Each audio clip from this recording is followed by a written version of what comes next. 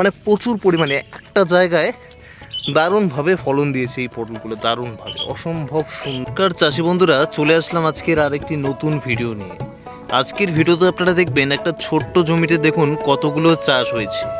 মাত্র একটা ছোট্ট জমিতে দেখবেন আপনারা, এখানে দেখুন এই প্রথমে আপনারা দেখতে পাচ্ছেন যে বরবটি যে আমাদের সিমটা রয়েছে এখানে চাষ হয়েছে। পুরো মাচাটাইতে দেখতে পাচ্ছেন এখানে বরবটি সিমের চাষ হয়েছে। এর পাশে যদি আপনারা লক্ষ্য করেন এখানে দেখবেন পটল চাষ হয়েছে। এই যে আমি দেখাতে পাচ্ছি আপনাদের, এই যে পটলগুলো আপনারা দেখতে পাচ্ছেন খুব সুন্দর হয়েছে। এই পটলগুলো ওখানে চাষ করা হয়েছে একটি ছোট্ট জমিতে, মানে ওই জমিটার পাশাপাশি এখানে পটল চাষ, এবং তার পাশাপাশি যদি আপনারা দেখেন এখানে দেখবেন ঢেঁড়স, যে ঢেঁড়সের গাছগুলো রয়েছে সেগুলো লাগানো হয়েছে। শুধুমাত্র একটি নয়, এখানে 2-3টা চাষ আমরা একসাথে করেছি। দেখুন ঢেঁড়সগুলোর কি সুন্দর ফুল এসে গেছে, প্রত্যেকটি গাছে আমরা ফলগুলো দেখতে পাচ্ছি। এবং তার পাশে সুন্দরভাবে যদি আপনারা দেখেন এখানে কাঁকরোলগুলো রয়েছে, দেখতে পাচ্ছেন কাঁকরোলগুলো, মানে একই জায়গায় কত সুন্দরভাবে কতগুলো সবজি চাষ হয়েছে এখানে। এই যে পটলের সুন্দরভাবে ফল এসে গেছে, এবং তার পাশে রয়েছে আমাদের এই বরবটি সিমের যে গাছগুলো, এই দেখতে পাচ্ছেন বরবটি সিমের যে গাছগুলো প্রায় বড় হয়ে গেছে সবগুলোই, এবং প্রত্যেকটার মধ্যে দারুণভাবে ফল এসে গেছে। দেখতে পাচ্ছেন যে বরবটির সিমগুলো রয়েছে, দেখতে পাচ্ছেন খুব সুন্দরভাবে ফল নিয়ে এসেছে।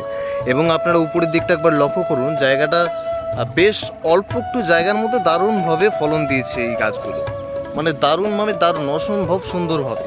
এখানে একটা না 2-3-4টে ফসল এখানে একসাথে চাষ হয়েছে।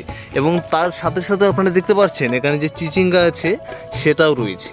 আপনারা বর্ষাকালে যাদের জমি অল্প রয়েছে বা ছোট জমি রয়েছে, আপনারাও এভাবে একই সাথে 2-3টে ফসল একসাথে চাষ করতে পারেন খুব সুন্দরভাবে। এখানে যেরকম রয়েছে দেখতে পাচ্ছেন বরবটি সিম, এবং তার পাশাপাশি চিচিঙ্গা, এবং সাইডে রয়েছে আমাদের পটল চাষ।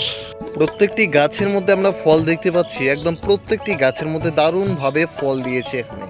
এই মাচাটা আপনারা লক্ষ্য করুন যে একদম যে বড় সেটাও না, একদম বেশি বড় মাচা না, দেখুন খুব ছোট্ট একটা মাচা। এখানে এই ছোট্ট মাচার মধ্যে এখানে অনেক কয়েকটি সবজি একসাথে লাগানো হয়েছে। এখানে দেখতে পাচ্ছেন যে এই যে ঢেঁড়সের গাছগুলো এগুলো বড় হয়ে গেছে, এখন প্রত্যেকটি ঢেঁড়সের গাছের মধ্যে ফলগুলো আমরা লক্ষ্য করতে পারছি। আপনারাও এভাবে চাইলে আপনাদের একটি ছোট্ট জমিতে বিভিন্ন ধরনের ফসল একসাথে আপনারা চাষ করতে পারেন। এখানে খুবই মানে অল্প খরচই আপনারা এভাবে করতে পারেন। আর এই মাচাটা পুরোটাই তৈরি করা হয়েছে আমাদের এই সুতো দিয়ে, দেখতে পাচ্ছেন সুতোগুলো, এই যে এই সুতোগুলো দিয়ে পুরো মাচাটা তৈরি করা হয়েছে। এবং তার পাশে আপনারা দেখতে পাচ্ছেন এই যে এই যে ইয়েগুলো দেখতে পাচ্ছেন, এখানে বিভিন্ন ধরনের পোকা যেগুলো রয়েছে সেগুলো এখানে এসে আটকা যায়, এবং তার ফলে এই গাছের যে ফলগুলোর মধ্যে কোনো পোকা ফোকা বা এরকম কিছু ধরে না। এখানে দেখতে পাচ্ছেন পুরো মাচাটা এদিকে যে রয়েছে এটা পুরোটাই পটল।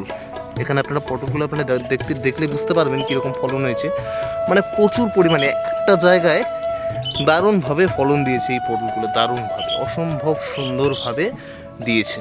এখানে আপনারা শুধুমাত্র খাওয়ার জন্য না, আপনাদের নিজেদের জন্য না, আপনারা কমার্শিয়ালভাবেও এভাবে একই জমিতে অনেক কয়েকটা ফসল একসাথে চাষ করতে পারেন।